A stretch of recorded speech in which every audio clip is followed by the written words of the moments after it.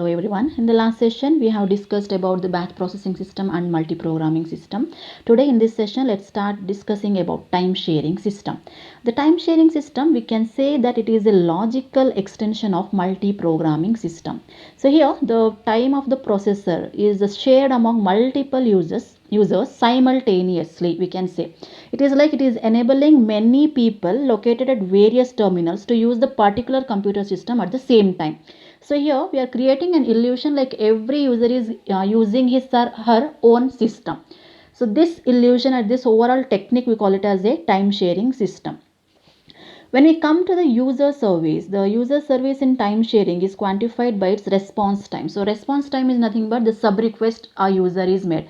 So we have already discussed in an interactive environment, a programmer can interact with his program making some request, right? So that request is nothing but sub request. So here every user, we say here every user should get equal opportunity for making the computation, and every user should also receive some reasonable service. So these two things has to be achieved. To achieve this, we have two provisions. One, we are not going to assign any priority for the programs, because when we are assigning priority, the CPU will concentrate only on the higher priority program and the lower priority will be discarded. So we are not going to assign any priority for the programs. And second thing, we are avoiding any program. If a program is assigned some resource, means we are avoiding that program to use the CPU in maximum amount of time, right? By avoiding the program using the maximum amount of time, we can make out these two criteria to work out. So here every user should get equal opportunity for the computation, and every user should also get the reasonable service. So for that, we are not going to assign priority, and we are avoiding the program to use CPU in large amount of time. If you want to achieve these provisions, then there are two techniques which has to be through which we can implement this provision. One is round robin, and the other one is time slicing, round robin scheduling and time slicing. So this is the block diagram we have, where we are executing the round robin scheduling with time slicing. So you can see we have a schedule list over here. So this schedule list says all the programs, whatever you want to execute, though all the programs are been put in the scheduling list. The first program will be selected from the scheduler, and it will be given to the CPU. So selected program will be given to CPU for computation. So we have clearly said this block diagram is round robin scheduling with time slicing. So time slicing is nothing but for every program we are giving a small amount of time. Nothing but a program will be given a limited amount of time within which that program has to be complete its computation, right? So round robin scheduling with time slicing says that for every program we are allocating some time, so within that time its computation should be done. So here you can see in the scheduling list all the programs has been put. So first program will be selected by the scheduler and will be given to CPU. At the same time, we will have some register, so that interval register, interval timer we will say. In that interval timer we will put a value. So that value says the time limitation we have put for that program. Within that time the program's execution should be done. If not, that particular program will be preempted. That particular program will be preempted. Nothing but it will be stopped its execution, and it will be put back into the scheduling list again. So here you can see this is the scheduling list.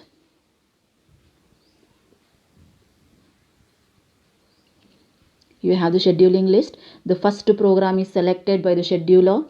It will be given to CPU for its execution. If the computation is over, then results are out. If the interval timer is interrupting, nothing but once the time is over and still the program is in execution, means there raises an interrupt which says that the program has to be preempted. Therefore, if the time slice is over, that particular program will be preempted.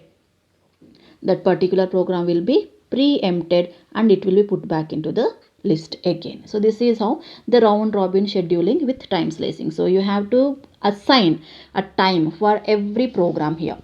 For every program, we will be assigning time. Within that time, if its computation is over, it's well done. If not, you have to preempt that program and you have to put it in the scheduling list.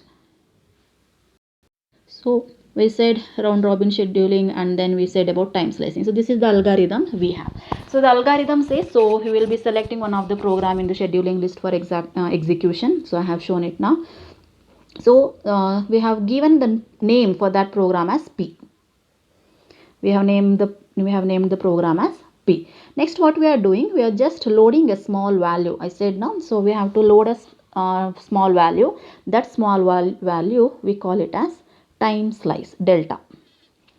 Time slice delta into interval timer. So this timer will make us to decide whether it has to preempt it or its computation is over. Once the interval timer what we are using, its value is becoming 0, its value is decrementing and it is becoming 0, and still computation is not over, there rises an interrupt which make us to decide like the program has to be preempted and it has to be put into the scheduling list, right? Second step is done. Next, start execution of program P on the CPU. Yes, you have taken the program, you have selected the time also, and you have put that time into your timer. Then you have started your execution. Now it comes like whether you have the processing or IO operation. If your P is initiating IO operation, then you have to go back to step 1.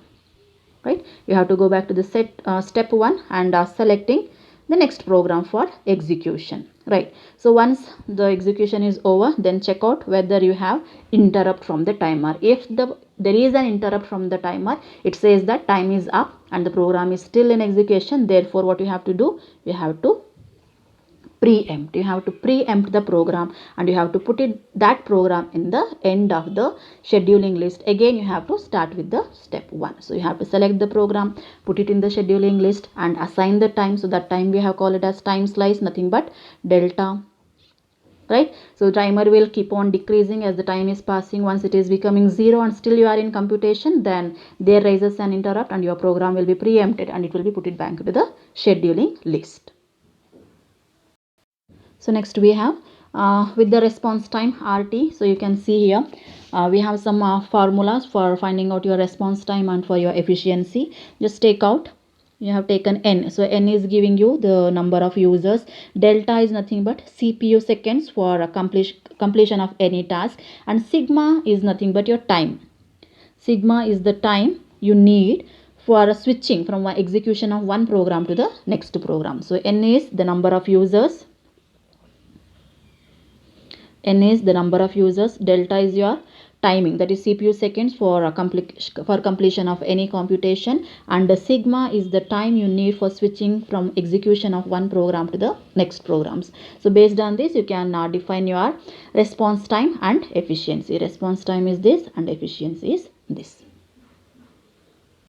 We checked about the response time and efficiency. So here we have taken some example over here, some diagram, so which is saying you about the executions of the programs from CPU and IO.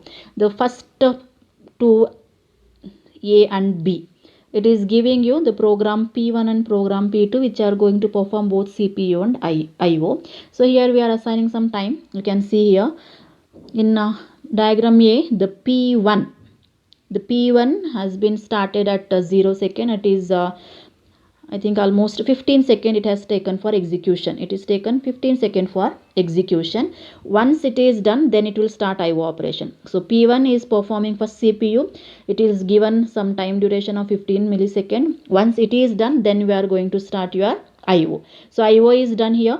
At that time you are starting CPU again, and again CPU is done, then you are going to start about your IO. Again in program, again in your diagram B, you can see here, I think program 2 P2 you have both, they are trying to perform both CPU burst and IO burst. Here I think almost 30 milliseconds or 25 milliseconds you are giving for CPU operation. After that you are taking some around 60 milliseconds for IO. Right? Again, once IO is done, then CPU is done, then IO is done means PU. So here in both the diagrams you can see that one after the other they are executing. So first chance is given to CPU. Once CPU is done, then you are starting your IO. Once IO is done, then again starting your CPU. First CPU is stopped here, then you started your IO stopped here, you started your CPU is ended here, then again you started your IO. Similarly we have done in the program B also, in the diagram B also. Whereas here in diagram C you have both the programs P1 and P2. So now we are assigning some time slicing.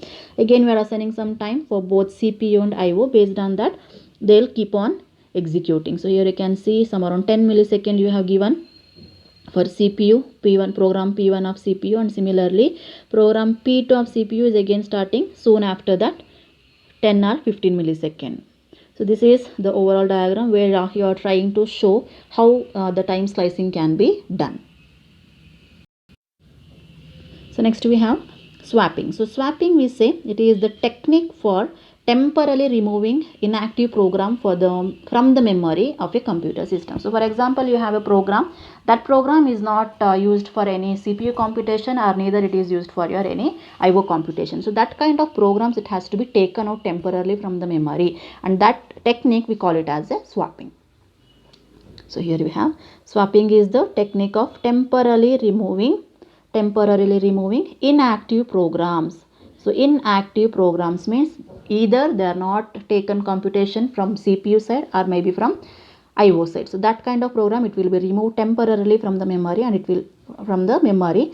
So you can see here, so when we say programs, the existing programs, it will be categorized into three sections. One is active programs, then programs being swapped out of the memory, and programs being swapped into the memory, right? So these programs are swapped out, these are in execution, and these are swapped in. So nothing but temporarily you have taken, you have kept somewhere, and again you are putting it to the list for execution.